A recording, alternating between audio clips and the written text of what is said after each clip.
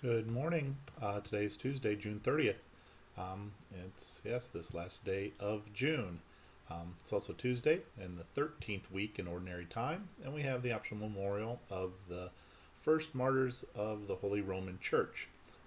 So this optional memorial falls right after the celebration of Saints Peter and Paul, the solemnity that we had yesterday, and it's kind of fitting.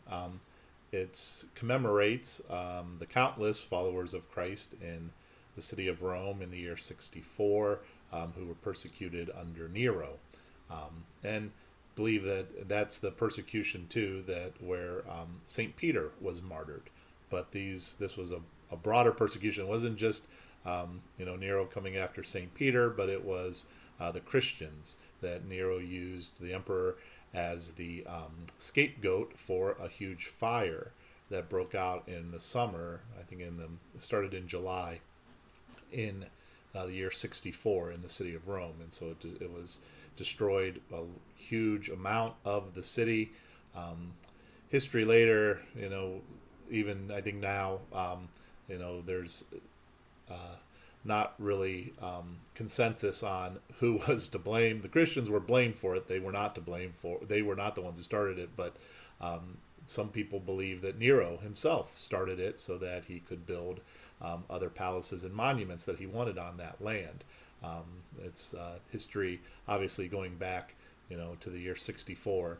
A couple thousand years. There's not a lot of maybe accurate information that like we would have now.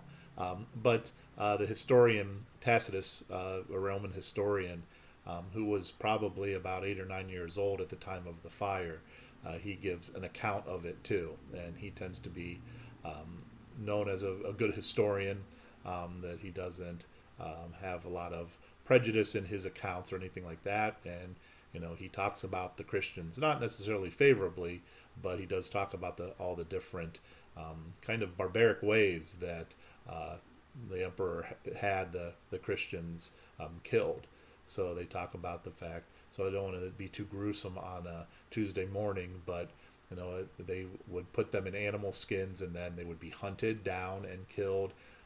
Some were used really as human torches, so they were dipped like in a tar or something like that, and then lit on fire. Crucified. That's how Saint Peter was martyred.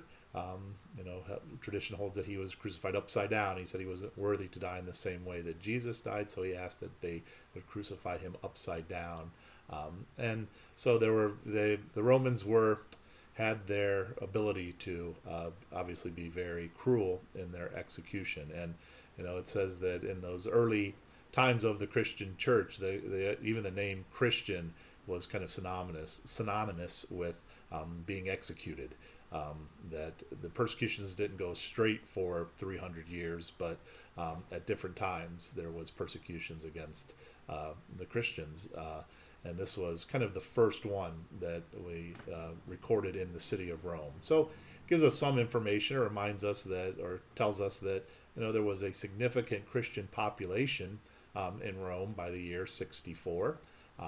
That the people of Rome, did not necessarily understand them and did not see them as people to be respected or anything like that. I think they used to call them the depraved Christians. That was kind of their the moniker that followed them, and they felt that they had very strange rituals, and so being a Christian wasn't something that people did to get ahead in society or anything like that.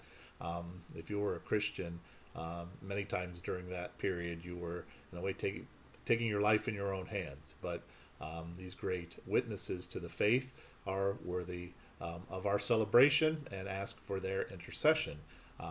That we too, at times when Christianity is not seen as something good by various segments of the population, that we still have that grace and that strength from Almighty God to stand up for our faith. So that's that close out our month of June. We have quite a few wonderful feast days This past weekend we celebrated. It was on June 24th, but we had the Nativity of St. John the Baptist. We close the month with the solemnity of the two great apostles of Rome, Saints Peter and Saint Paul, and then now these first martyrs of the Holy Roman Church. So, just a reminder that coming up the rest of this week, our schedule follows our what was our normal schedule before. So we do have confessions this evening from 5:30 to 6:15, Mass at 6:30 p.m., and then Wednesday, Thursday, and Friday we'll have 8 a.m. Mass. Tomorrow there are confessions available tomorrow morning from 7 to 7:45, 8 a.m. Mass, and then we'll have exposition of the Blessed Sacrament, and that'll continue throughout the day. So you can stop into the church. We won't have it in the Adoration Chapel, which is a very kind of small space, so we're going to have adoration take place in the church throughout the day. You can stop in anytime. And we'll close with a holy hour tomorrow evening from 6 to 7 p.m. And that will close out adoration. And then, like I said, on Thursday and Friday, we have 8 a.m. Mass. So hope everyone has a wonderful day. I know we got this sunny and warm summer weather, so I hope everybody enjoys that, but stays cool and stays safe, and pray that God will bless you abundantly this day. Have a great day, everyone.